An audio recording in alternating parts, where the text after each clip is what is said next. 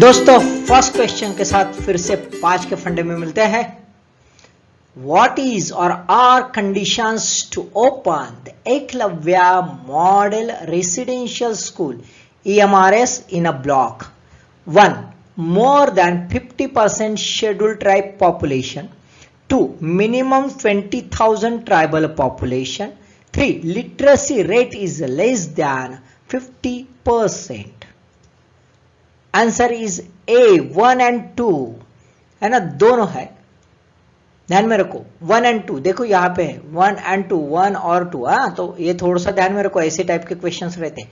More than 50% schedule tribe population, दूसरा है minimum 20,000 tribal population. अब हमें लगता है एक तो ये होगा या ये होगा और साथ में ये होगा, ऐसा लगता है ना, तो ध्यान में रखो है ना, या एंड लिखा है तो दोनों है इसमें।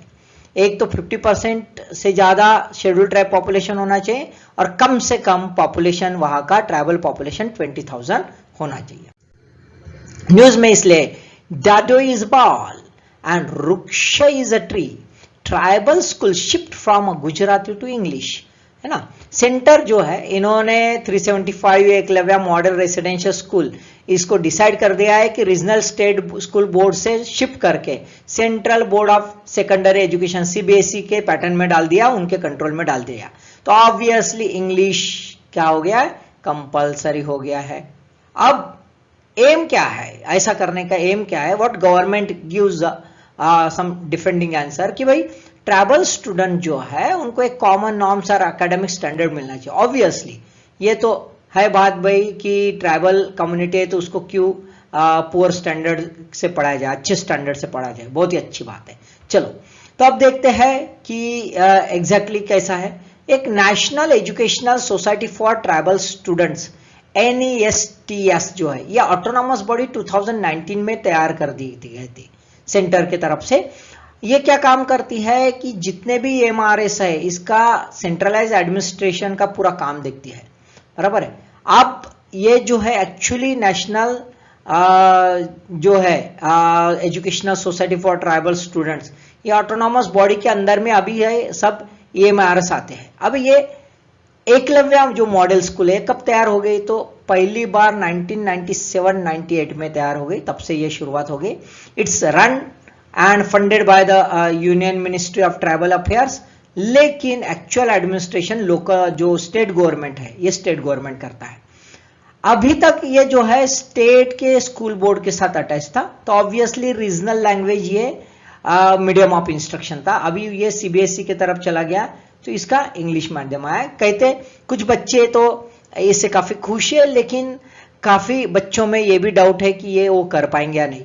तो ये जो मिल्यू चेंज हो गया है, लिंग्विस्टिक मिल्यू चेंज हो गया है, तो उसके लिए एक प्रॉपर जिसको हम कहते हैं एनवायरमेंट है, इनेबलिंग एनवायरमेंट, वो सबसे पहले करना बहुत जरूरी है। क्योंकि मैक्सिमम बच्चे अभी कॉन्फ्लिक्टिंग कंडीशन में है कि घर में जो है ये वो अपनी ट्राइबल लैंग्वेज ट्राइबल डायलेक्ट बोलते हैं, स्कूल में पहले अभी हिंदी बोलते थे, अभी जो ये है गुजराती जो है वो भी वो बोलते थे, और अभी अचानक उनका जो है इंग्लिश में आ गया है, तो सब कंफ्यूजन स्टेट में जा सकते हैं।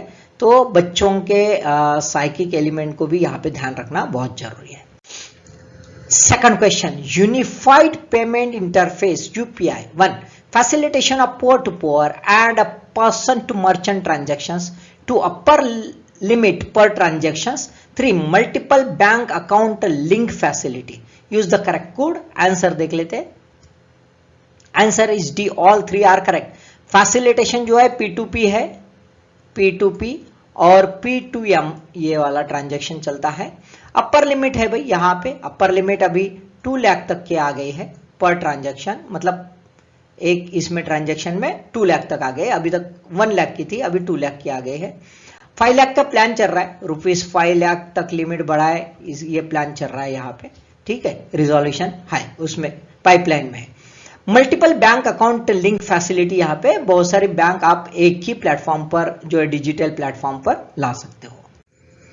UPI recently crossed $1 trillion mark in transaction values for financial year 2022, है ना। तो बहुत बड़ा जो है जिसको कहते जंप जो है UPI ने लगा दिया है।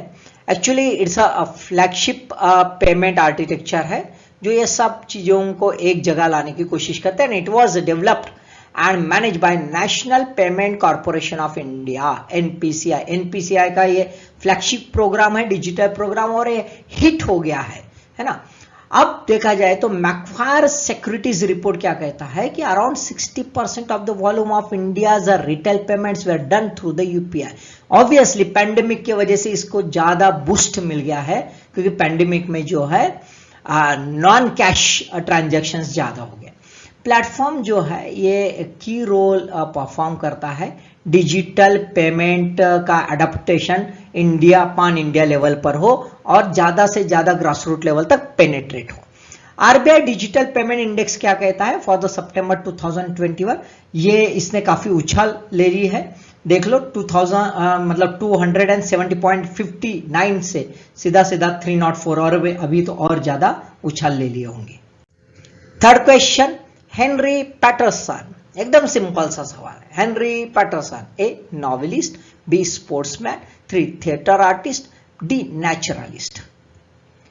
Answer is A novelist. Henry Patterson was a novelist, है ना। The eagle has landed, author Jack Higgins dies at 92, है ना। British spy and thriller novelist Henry Patterson writing book with a pen name Jack Higgins, around 80 books उन्होंने लिखा है। और जो यह है ईगल हैज लैंडेड बड़ा पॉपुलर हो गया, बेस्ट सेलर बुक रहा है, 1975 में पब्लिश हो गया।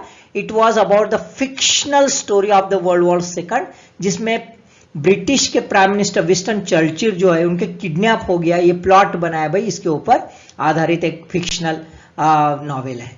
बाकी जो अदर नॉवेल्स है वो है eagle has flown, angel to death, बाद में days of recording, a darker place, है ना। बहुत सारे ऐसे नॉवेल्स है। Fourth question, in terms of percentage to the total length of a coast line of a state, coast line of which state suffered highest erosion. Question को समझ लो। In terms of percentage ये word दिया है, in terms of percentage to the total length of coast line of a state, उस state की जो total cost line है उसका परसेंटेज के हिसाब से हाईएस्ट इरोजन कौन से स्टेट के कोस्ट लाइन का हुआ है। A Gujarat, B Kerala, C Orissa, D West Bengal. Answer is D West Bengal. West Bengal का परसेंटेज वाइज ध्यान में रखो, ओके, ठीक है। देखो वेस्ट बंगाल है, केरला, तमिलनाडु, गुजरात और Puducherry. West Bengal top most है, 1 number, 2nd number Kerala, 3rd number Tamil Nadu, 4th Gujarat और 5th Puducherry. In term of percentage ध्यान में रखो, इन टर्म ऑफ परसेंटेज ये सीक्वेंस है। लेकिन हाईएस्ट लेंथ यदि इरोजन में है तो है गुजरात नंबर 1। ऐसा यदि सवाल आया कि हाईएस्ट लेंथ किसकी इरोजन में, तो गुजरात है, और परसेंटेज वाइज वेस्ट बंगाल है। ध्यान में आया, okay. Bengal coast faces most erosion. Ministry of Earth Sciences given information to Lok Sabha of total 6,907.18 kilometer long coastline of Indian mainland. It excludes the all islands. Islands का छोड़ के, okay. About 34% is under varying degree of erosion. 26% on accretional nature and 40% in a stable state. ठीक है। अब National centre for Coastline Research जो है चेन्नई, इसका एक एनालिसिस है, इसने एक डाटा मैपिंग किया है। साथ में Indian national centre for ocean information services, INCOIS, है ना, ये जो है कोस्टल वल्नरेबिलिटी इंडेक्स मैप हर वक्त पब्लिश करते हैं और उसका स्केल 1 to 1 लाख स्केल ये रहता है। अब National centre for Coastline Research जो है चेन्नई का, ये it's attached office of Ministry of Earth Sciences है, और ये शोर लाइन की मॉनिटरिंग करता है जीआईएस मैपिंग के through. Last question, in which state the unique archaeological sites of megalithic stone jars described as funerary urns located, कौन से राज्य में जो है यूनिक आर्कियोलॉजिकल साइट्स है जिसको फ्यूनररी अर्न्स कहते हैं। तो फ्यूनररी अर्न्स कौन से है? ए आसाम, बी गुजरात, सी कर्नाटका या D Himachal Pradesh. Answer is ए, आसाम में ये फ्यूनररी अर्न्स पाए जाते हैं। मेगालिथिक स्टोन जार्स है। देख लेते न्यूज। दोस्तों न्यूज में इसलिए है कि फिलहाल रिसेंटली जो है यहाँ पे एक रिसर्च हो गया 2020 में, और 4 साइट्स जो है आसाम के डिमा हासाओ डिस्ट्रिक्ट जो है ये यहाँ पे पाए गए हैं। अब ये जो है रिसर्च हुआ है archaeological survey of Assam stone jar sites, ये एक रिसर्च पेपर लिखा गया है authored by doctor Tilok Thakuria of history and archaeological department of NEHU in Meghalaya. इन्होंने रिसर्च किया है। अब ये रिसर्च जो है ये काफी पुराना है।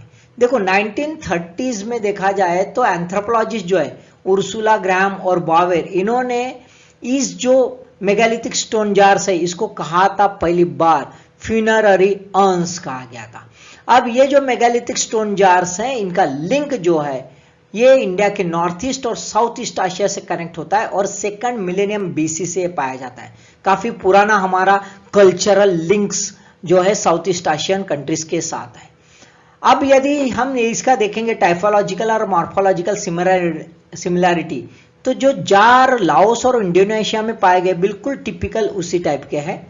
अब ये फ्यूनररी अर्न्स इसलिए कहा गया है कि ये जो थे jars they are use as a mortuary, मतलब ये जो है यहाँ पे बहुत सारे स्केलेटन पाए गए, इसके अंदर भी पाए गए। तो ऐसा है भाई कि यहाँ पे जो डेड बॉडीज थी वो रखी जाती थी, यानी शव पेटी जैसा इसका यूज किया जाता था, है ना, और इसी वजह से इसको फ्यूनररी अर्न्स कहा जाता है।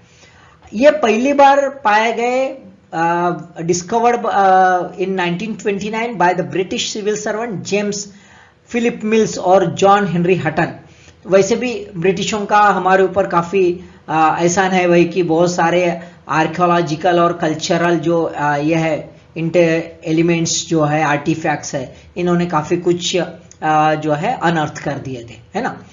अब 2014 देखो तब से कुछ भी नहीं हुआ, 2014 के बाद एक कोलैबोरेटिव एफर्ट शुरू हो गया नॉर्थ ईस्टर्न हिल यूनिवर्सिटी नेहू और Nagaland university under archaeological survey of India Guwahati, इनके साथ में। और अभी ये भी कोशिश करें कि मेघालय और मणिपुर में भी ऐसे कुछ पाए जाते हैं क्या, वहां पे भी एक्सकैवेशन किया जा रहा है, आसाम में भी किया जा रहा है, और एक ढूंढा जा रहा है कल्चरल लिंक जो है साउथ ईस्ट एशिया के साथ कहाँ तक है। सो दोस्तों पांच क्वेश्चन समझ लो मस्त और बढ़िया पढ़ाई कर लो। All the best.